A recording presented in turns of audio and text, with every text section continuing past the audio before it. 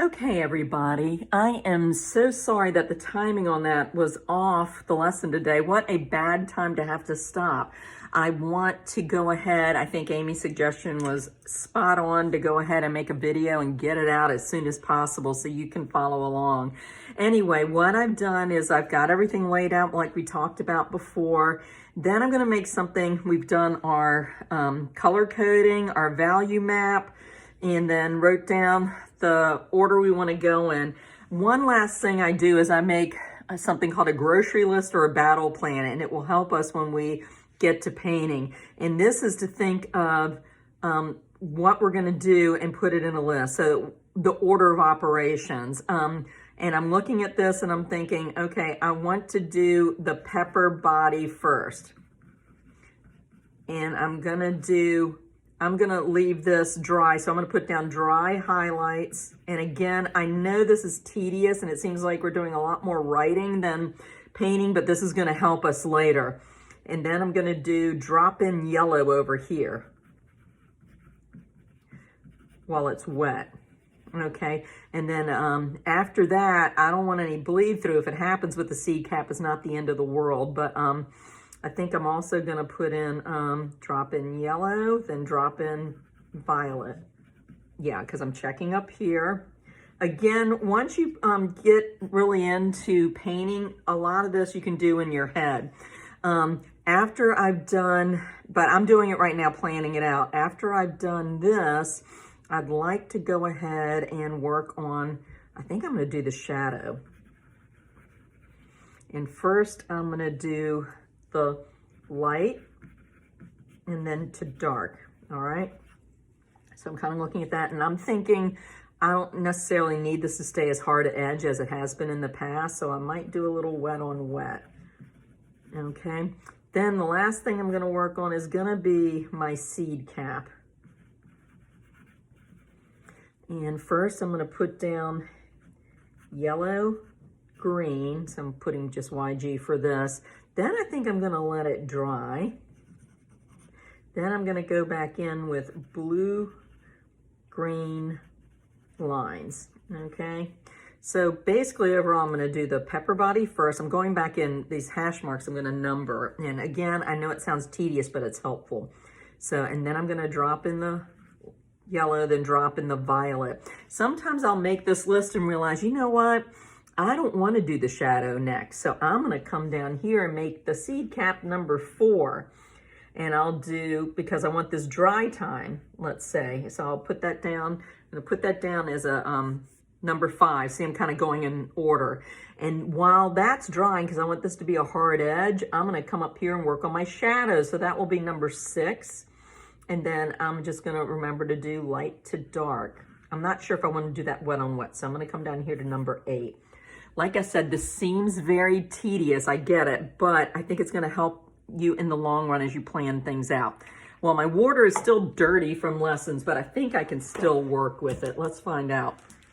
Okay, so the first thing I'm going to do is the dry highlights of my pepper body. So I'm going to take my water and I'm going around. This pepper is almost too big where I would have to work in sections, but I think I'll be able to do this all right.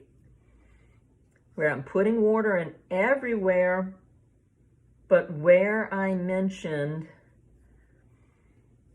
you know, where I outlined these little areas, okay? And if they accidentally fill in, no problem, because I can go back later and reinforce with gouache if I need to. I like to use gouache as a highlight as my secondary possibility. I like to use the liquid mask. I could have put Frisk in there, remember that stuff? I could have done that, or I could have also, you know, done like a block mask. So I've got my alizarin crimson. Now I'm dropping it in. I love that spreading, right? Remember we talked about this earlier? Just kind of pushing it around. Maybe a little more water if I feel that sticking going on.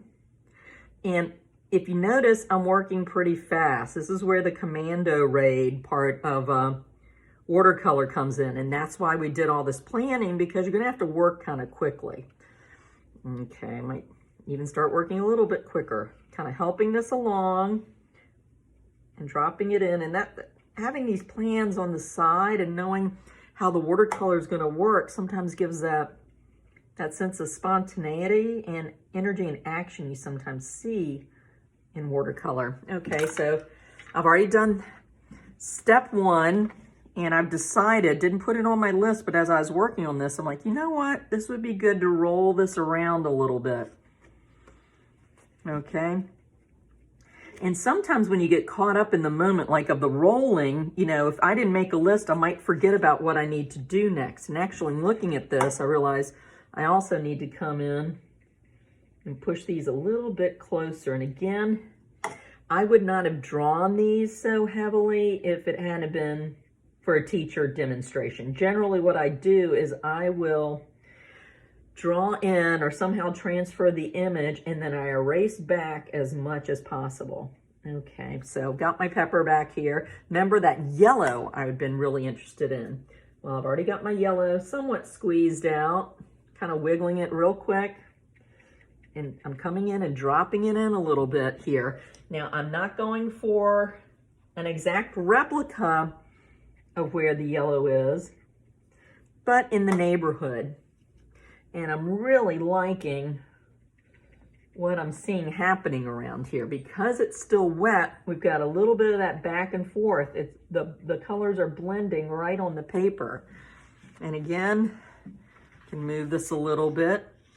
Ideally, this rolling would not affect where my pepper was. I'm just trying to get everything on the screen. Okay, and I'm noticing there's a little more purpley down there. So I've still got my red purple from when we washed or made our color wheel. So I'm gonna work a little bit with that and put that in. You know what? Still not really showing up. I might jump over to my purple. Remember, I'm still in that 2 or 3 minutes where I can still make this work. Little darker than I would like it to be. Remember, in my other hand, I always have something I can dab up with, which is what I'm doing. So since that's looking a little white, I'm going to reestablish with that alizarin crimson. And this is where you're flying. Like I said, my Italian instructor was saying, you're making these quick decisions and you feel comfortable about it because you did all this drawing and planning ahead of time. If I start to get lost on where my lights and darks should go, I can also look up here at my value map. I don't know, I'm pretty happy with what's going on with the body of the pepper. Actually, these highlights, and so because I'm happy and I've got that list, this gives me the opportunity to push things a little more because I feel confident in what I'm doing. Doesn't mean this won't completely screw up. That's kind of the fun of art. Sometimes you don't know what's going to happen next. And I'm kind of making those a little more of a tint than an actual highlight. And I think I'm going to pretend I accidentally painted over this and didn't want to. Okay, so we're going to pretend that's an uh-oh. I'm making an uh-oh on purpose. Now, I'm kind of looking back and forth. I do see a bit of purple kind of in here, and I'm still have a glossy sheen over that pepper, so I still have time to be able to work this in, but it's starting to close. See how it's not spreading out as quickly? So I kind of see this dark, and it's hard. It's a reflection of the core shadow underneath. And there's a fancy Italian name for it that I will not bother you with, mainly because I don't remember it. Okay. So I have finished my pepper. I'm not going to bother to check things off, but I'm pretty happy with this overall. Again, I got a little more yellow up here than what I'm seeing, but I am not trying to do a photographic realism thing, all right? I am noticing, maybe I'm not that finished because I did not finish the shape down here. So I can still go in.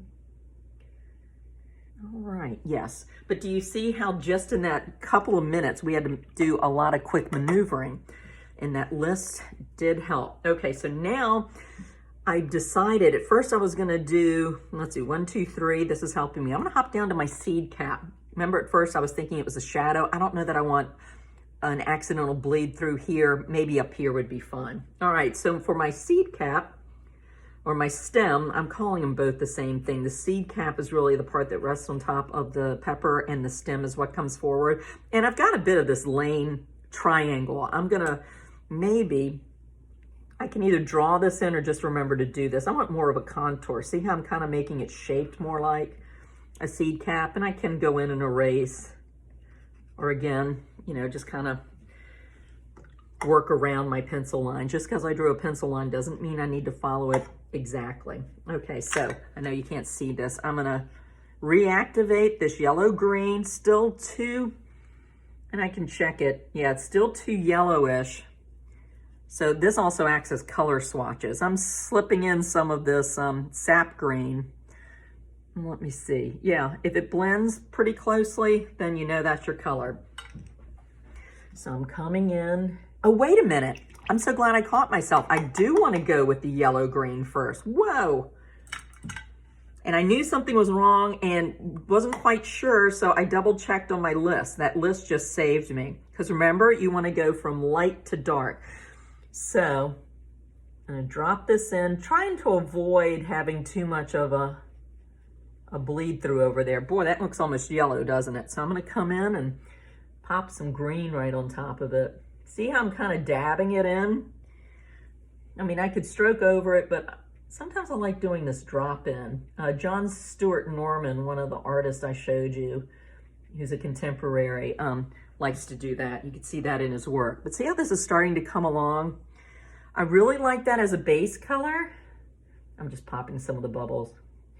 And I think I can get in a little bit closer here. This is not shiny anymore. I'm not gonna press my finger into it just in case it would, you know, lift up. And I see a little curve here and another little curve on my seed cap. So I can kind of noodle a little bit with that. All right, got my seed cap down. If you remember, I went from 5, and then I want to put in a blue-green, but wait, I went from 5 to 8. I hope you can see my numbers. Looks like you can. Because I realized, you know what? I need dry time in there. So that's why this was here. You don't have to write that down. I just wanted you to see my reasoning, okay? So I go up to 6. I'm going to work on my shadow. Shadow, I decided was going to be kind of a bluish color.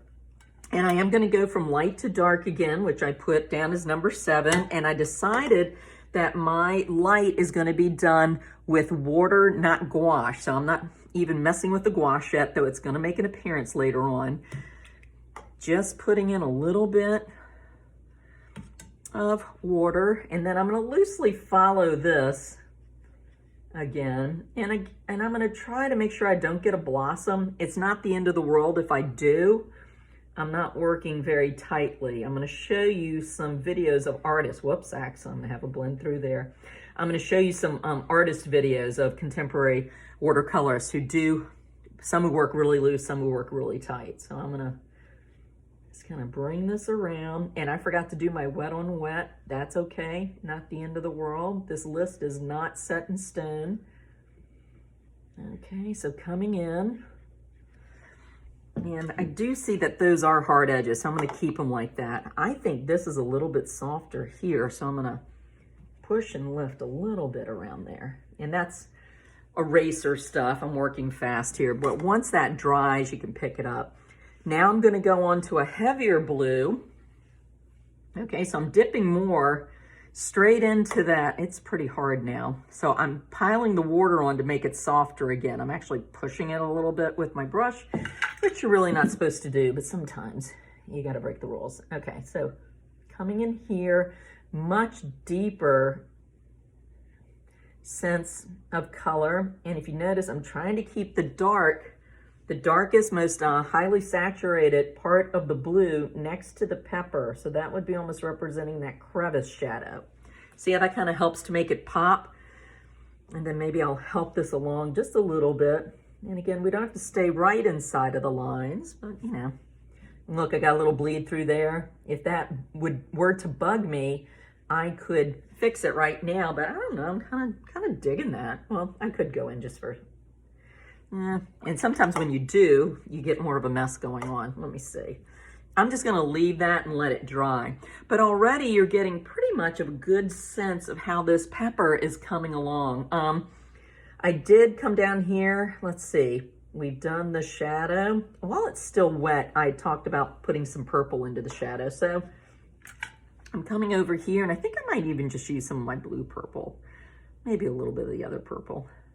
Okay, I'm gonna activate this and then just drop in. See, almost like a little dotted line. I love this. It's like, and see, I'm really enjoying that. And I'm just doing this over near this end because there's a lot of action going on over here. And I've got that yellowish and purplish kind of here. I might put a little bit here. I don't have to make the straight line all the way across. See how I'm kind of giving it a break that gives the eye a little bit of variety and actually even a little bit of a rest point as well.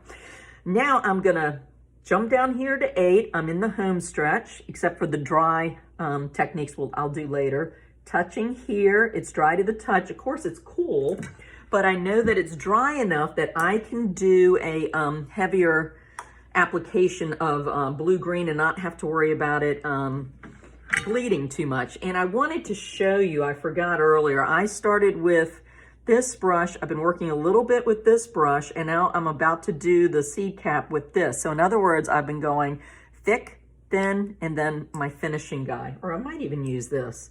No, let me use this. Okay. But I'm going from thicker brushes to thinner brushes. Okay, and I decided that was going to be blue-green because I'm checking my list. I don't really have a great blue-green right now, so I'm going to mix one. And I'm really not in too big of a hurry right now because this is going to be applied on the on drier paint that's already been down. And only because I've painted a ton of these and grown a bunch of them, I know, and what I see a lot of the blue around here, kind of coming out to these little pointy things. And the shadow is on this side. So I'm doing these striated lines, and if they bleed or blend, that's fine with me. I mean, that's part of the joy of the watercolor, right? But it seems like generally overall, this form is turning away. The light's coming down this side, so I'm gonna let that yellow kind of show up a little bit more here. And I'm putting in that blue-green down here. And in fact, I'm gonna add a little bit more blue to my green just to give it some variation in a couple of places. I don't even know if you'll see it or pick it up. Okay, so this is what I call my first pass with the pepper. I'm gonna need to let this dry, and this was what I thought, was hoping we would get to before we ran out of time today. And I'm sorry, I had something I had to go do right after class. So I'm also going to be doing some dry brush techniques on this, but I didn't plan that out, did I? It was just too much to do all at once. I'm going to let this rest, and I'm going to send out this video to you now, unedited and all the mistakes. Then later I'll send you a part 2 that shows what to do after the dry time. I hope this is helpful, and again, thank you for your patience today. All right.